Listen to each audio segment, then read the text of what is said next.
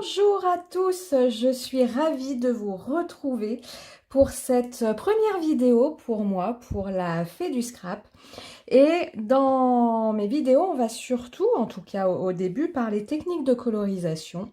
Et pour cette première vidéo, on va s'attaquer à la réalisation de dégradés avec les Derwent Inktense. Et pour ça, on va s'attacher à coloriser des feuillages. Il y a peu, la fée du scrap a sorti, je vous les montre, des tampons non montés de grande taille de feuillage. Et du coup, ils sont vraiment idéaux pour utiliser les crayons aquarellables. Voilà, leur surface est suffisamment grande pour qu'on puisse bien s'amuser avec. Donc ce que je vais vous proposer aujourd'hui, c'est déjà la réalisation de dégradés. Hop, je mets mes petites cartes dans l'ordre. Dégradés simples, c'est-à-dire à une couleur. Et puis, je vais en profiter comme ça pour vous montrer différents verres que proposent les Derwent Inktense. On va après s'attaquer au dégradé à deux couleurs. Donc voilà, je vais vous proposer quelques combos couleurs. Et puis, la dernière petite carte, je vais vous proposer ce que j'ai appelé des trucs en plus pour donner un petit peu de relief à vos colorisations. Mais ça, ce sera pour la troisième partie. Alors, mon nuancier est prêt et on va surtout aujourd'hui s'attaquer au vert qui commence à peu près ici avec les verts turquoise pour aller voilà, jusqu'au numéro 1600. Allez, c'est parti, je mets mon nuancier pour moi devant mes yeux. Je prends hop, mon petit papier, mon petit tampon et puis on va y aller. De quoi avons-nous besoin? Forcément des crayons de couleur, c'est évident. Un pinceau à réservoir d'eau, ce que je vous conseille, c'est de, peu importe la marque, ils sont tous équivalents, mais de choisir un pinceau avec une pointe, hop, je me mets dans le champ, fine. Ce sera beaucoup plus simple pour travailler dans le détail que des pointes épaisses. Le petit papier essuie-tout indispensable quand on travaille avec des crayons de couleur aquarellables. Et puis, je vais également me munir d'un crayon, d'un stylo noir pour noter les références des verres que je vais utiliser. L'idée de cet exercice, c'est soit de vous proposer voilà, une technique pour coloriser vos feuillages ou alors vous pouvez par exemple vous servir de ce feuillage qui est très dense, où il y a plein de choses dessus, pour réaliser un nuancier de vos verres. Ceux pour qui, voilà, remplir des cases, c'est un petit peu laborieux, bah, vous pouvez le faire de façon un petit peu plus drôle à l'aide de cet exercice. Allez, on y va. Je zoome sur mon papier. Alors, on m'a demandé quel papier utiliser avec les crayons de couleur aquarellables. À plus vous allez aller dans des papiers spécifiques pour de l'aquarelle, à mieux ce sera. Donc vous pouvez commencer par du papier mix média. Par exemple, le papier Pantone fonctionne pas mal. Le problème, c'est que si vous insistez un petit peu trop sur ce papier, il va boulocher parce que le pinceau à réservoir d'eau, hein, les fibres qui sont en nylon, à force vont venir comme ça gratter le papier et le faire boulocher. Après, vous pouvez passer à du papier aquarelle, soit en cellulose, soit en coton. Peu importe, faites vos essais. Justement, cet exercice, c'est l'occasion de faire des essais. Allez, on va commencer. Hop, je prends un crayon de couleur au hasard que j'ai sorti, le Leaf Green, et je vais vous montrer comment réaliser déjà un dégradé à une couleur. On va s'attaquer à cette feuille-là. Première chose, il vous faudra un crayon de couleur bien taillé. Donc pour ça, je vous conseille d'utiliser un des tailles crayons que l'on dit économiseur.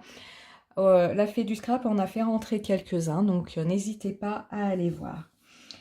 On va tout d'abord appliquer une première couche de couleur en veillant bien, en tout cas, moi c'est ma façon de faire, à laisser un petit peu de blanc au bout de la feuille. Au niveau de l'application de cette couche, donnez-lui la forme que vous voulez. Moi là, je suis la forme de la feuille, hein, mais il n'y a pas d'obligation. Vous allez ensuite faire une seconde couche de couleur qui va s'arrêter un petit peu avant la première. Une troisième couche de couleur et vous allez faire autant de couches de couleur que vous désirez en fonction de l'intensité de la couleur souhaitée. À plus vous avez de couches de couleur, vous le verrez dès que je vais passer l'eau, à plus la couleur sera intense. Voilà, donc déjà première étape, je réalise un dégradé avec mon crayon de couleur. Je m'arme de mon pinceau à réservoir d'eau. Alors vous voyez, je tourne pas mal ma feuille en fonction du geste à réaliser. Et je vais venir mouiller mes pigments en commençant par la zone la plus claire et en venant, je vais zoomer pour que vous puissiez bien voir ce que ça fait. Voilà, je vais venir, vous voyez, pousser les pigments vers la zone que je souhaite être la plus foncée. Voilà, vous pouvez repasser une seconde couche si vous souhaitez. Hop. Voilà. Pensez bien, à chaque fois que vous avez fini un mouvement, de bien venir essuyer votre pinceau sur le papier absorbant pour éviter de disposer de la couleur un peu partout de façon malencontreuse. C'est pas plus compliqué que ça. Et je vais venir, je dézoome. Hop là. Et je vais venir noter le nom de ma couleur. Hop. Donc ici, green, hop, et la petite flèche pour dire que c'est cette feuille-là. On va passer à un vert qui, je crois, est un petit peu plus turquoise, le teal green. Allez, on y va. Donc, je fais toujours cette première couche. Allez, je vais lui donner une forme différente cette fois-là. Hop, on va décider que la zone de lumière, elle est ici. Je fais ma seconde couche, donc que j'arrête avant la première. Une troisième. Par habitude, j'en fais 3, mais vous pouvez en faire plus. Hop. Et c'est parti. J'essuie mon pinceau pour être sûr qu'il est tout propre. Et je vais venir, donc là vous voyez c'est un beau vert turquoise, très lumineux. Je viens comme ça pousser les pigments dans ma feuille. Hop. Je viens ici bien repasser la zone qui délimite le blanc de ma couleur pour qu'il y ait un fondu harmonieux tout simplement. Voilà. Et je viens noter ma couleur. Donc vous voyez, autour de cette branche, vous pouvez travailler pour faire un nuancier un peu plus créatif que le nuancier classique. Hop. Sur sa feuille, case par case, avec les numéros de crayon. Je vais m'arrêter là pour les dégradés que j'ai appelés simples, à une couleur.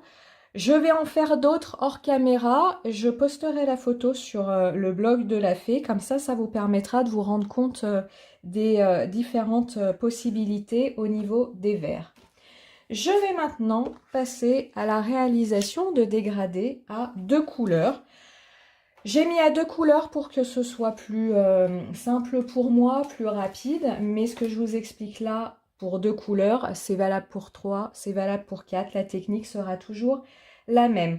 Qu'est-ce que je vais choisir? Je vais choisir le 1550 que je vais associer avec le 1510. Je crois que je l'ai sorti, le 1510.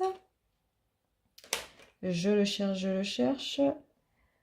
Ah non, hop, allez, c'est parti. Vous allez déjà, au niveau des dégradés à 2 couleurs, appliquer, comme tout à l'heure, une première couche de la couleur que vous voulez être la plus claire. Vous allez comme ça délimiter votre zone de travail. Vous allez ensuite prendre votre crayon le plus foncé et venir délimiter la zone qui sera la plus foncée. Une fois que vous avez délimité vos 2 zones, vous allez venir réaliser, comme tout à l'heure, le dégradé déjà avec votre crayon le plus foncé. Voilà. Et puis vous allez venir réaliser votre dégradé avec le crayon le plus clair, en n'allant pas jusqu'au bout de la feuille, pour qu'au bout de la feuille, on ait bien la couleur la plus foncée qui ressorte. Voilà, donc notre dégradé est réalisé. Alors, je vais vite tout simplement parce que j'ai l'habitude, hein, vous prenez un peu plus le temps. Et comme tout à l'heure, on va venir pousser les pigments. Hop. Ce qui est vraiment magique avec les Derwent Inktense, c'est que la couleur se révèle avec l'eau. Ils font tout fade lorsqu'on les applique à sec. Et puis une fois qu'on ajoute l'eau, ils deviennent vraiment très très lumineux. Et c'est vraiment très très très beau à voir. Allez, je pousse mes pigments. Voilà. Donc après, vous voyez, je viens tapoter avec mon pinceau à réservoir d'eau pour... Là, il est plein de pigments verts. Si je veux en redéposer à certains endroits. Et voilà, pas plus compliqué que ça. Donc je viens, hop, noter les références de mon mélange. Donc c'est le Spring Green.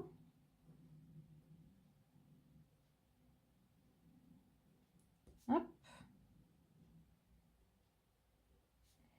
Avec le Beach Green. Beach Green. Bref, ne m'en voulez pas pour mon accent anglais. Qu'est-ce qu'on va faire d'autre pour reprendre ça? J'aimerais vraiment des couleurs, hop, je vous les montre, qui ressortent les unes les autres et que je n'ai pas forcément utilisées. Alors, 1330, on va prendre celui-là que l'on va mixer. Il se mixe avec tout, hein. Est-ce que le 1550, je l'ai utilisé? Et ben on va partir pour le 1560. Allez. Hop. Alors, ma couleur la plus claire. Allez, je vais faire cette feuille-là. Donc, encore une fois, j'insiste, hein, vous voyez, je tourne beaucoup mon papier pour être plus à l'aise dans le mouvement, hein. Donc, cette première couche, je viens, hop, appliquer ma couleur. Alors, de teintes, elles sont similaires, ces deux-là. C'est juste qu'on n'est pas dans la même gamme de verts. Donc, on va voir ce que ça va donner, hein. C'est aussi l'occasion de s'entraîner à faire des combos couleurs et de se dire, ah bah celui-là, il est vraiment top. Et celui-là, non, c'est pas Jojo. Hop. Voilà, mon dégradé à sec est réalisé. Je prends mon pinceau. Et je viens comme ça repousser le pigment. Donc comme je vous disais, ces tampons non montés sont vraiment idéaux pour s'entraîner. Parce que la zone est suffisamment grande pour pouvoir réaliser des dégradés quand les tampons sont tout petits. C'est vraiment fastidieux de faire des dégradés. Alors on peut en faire pour que les feuilles aient un peu plus de, comment on va dire, de relief, un peu plus de texture. Mais ah bah vous voyez, ça rend bien. J'aurais pas dit. Voilà. Donc je vous disais, oui, sur des feuilles plus petites, on peut faire des dégradés, mais ça va être tout de suite plus compliqué. Allez, donc j'ai pris la couleur Fern et la couleur hop, plus. J'ose pas dire le nom, en fait. Comme je parle très mal anglais. Voilà. Pareil, je vais m'arrêter ici au niveau de la vidéo. Je vais vous faire d'autres combos couleurs hors champ que je photographierai et dont je vous mettrai les références sur le blog de la Fée du Scrap. Troisième petite carte. que j'ai appelé les trucs en plus. Alors, je vais déjà zoomer pour vous montrer les combos couleurs que j'ai utilisés. Donc là, vous avez un combo très printanier. Apple Green, Field Green. Là, on est dans les turquoises, Steel Green, Iron Green. Et là, dans un vert plus classique, Leaf Green et le Field Green. Donc toujours pareil, la couleur la plus claire et à la base, la couleur la plus foncée. Alors, il y a des petites choses que j'aime bien faire lorsque je réalise des dégradés, surtout dans des grandes zones comme ça. Donc, je vais essayer de retrouver pour cette feuille-là ma couleur la plus foncée. Hop, je me dépêche. Field Green, voilà. Rien ne vous empêche, lorsque votre dégradé est réalisé et lorsqu'il est sec. C'est pour ça que je l'ai réalisé à l'avance. N'allez pas faire ce que je vais vous montrer là si ce n'est pas sec, parce que vous allez faire des pâtés. Je ne peux pas vous dire ça autrement. Rien ne vous empêche, pour venir intensifier votre dégradé, de revenir passer une couche à sec de votre crayon de couleur le plus foncé au niveau de la base de votre feuille. Ça va venir comme ça combler les grains du papier qui n'auraient pas été comblés par le travail précédent. Et puis avec un geste plus léger, voilà, vous pouvez repasser une couche comme ça. Hop. Et imaginons, alors je vais un peu insister, ici je fais une trace et je me dis, ah j'aime pas cette trace, qu'est-ce que j'ai fait? Je ne sais pas si vous la voyez, j'ai gâché mon travail. Et bien venez tapoter, hop, avec votre crayon, voilà, pour enlever, atténuer la trace que vous avez fait en trop. L'Intense, vous voyez, va pas se réactiver. Il ne s'agit pas d'y aller avec force, hein. C'est sûr que si je fais ça pendant plusieurs minutes, bien sûr qu'il va se réactiver. Mais si vous y allez par petites couches, vous allez simplement atténuer la couche, la deuxième couche finalement que vous avez mis de crayon, sans faire bouger la précédente. Donc ça, c'est une façon de renforcer votre dégradé si vous voulez vraiment quelque chose de très intense finalement. Moi j'aime bien, hein, je vous l'ai dit dans d'autres vidéos, j'aime bien quand les dégradés se voient, quand on voit un côté plus foncé, un côté extrêmement clair. Donc déjà, première chose, vous pouvez intensifier vos dégradés de cette façon-là.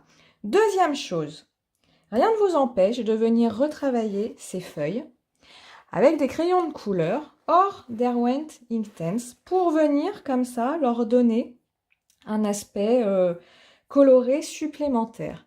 Par exemple, toujours pour cette feuille-là, je peux choisir de venir jaunir une partie. Alors, je vais plus prendre celle-là parce que là, j'ai appliqué de l'eau. Donc, pareil, attendez que ce soit bien sec. Donc, je prends mes Pablo. C'est le Pablo couleur jaune canari. Et je viens comme ça appliquer une petite couche à l'endroit souhaité. Hop. Donc, je peux même aller par-dessus, hein, ici. Voilà, si vous souhaitez. Hop. Donner, moi, c'est ce que j'appelle donner du relief à sa colorisation. D'où, vous voyez, au-delà du côté, je veux une zone claire, je veux une zone foncée.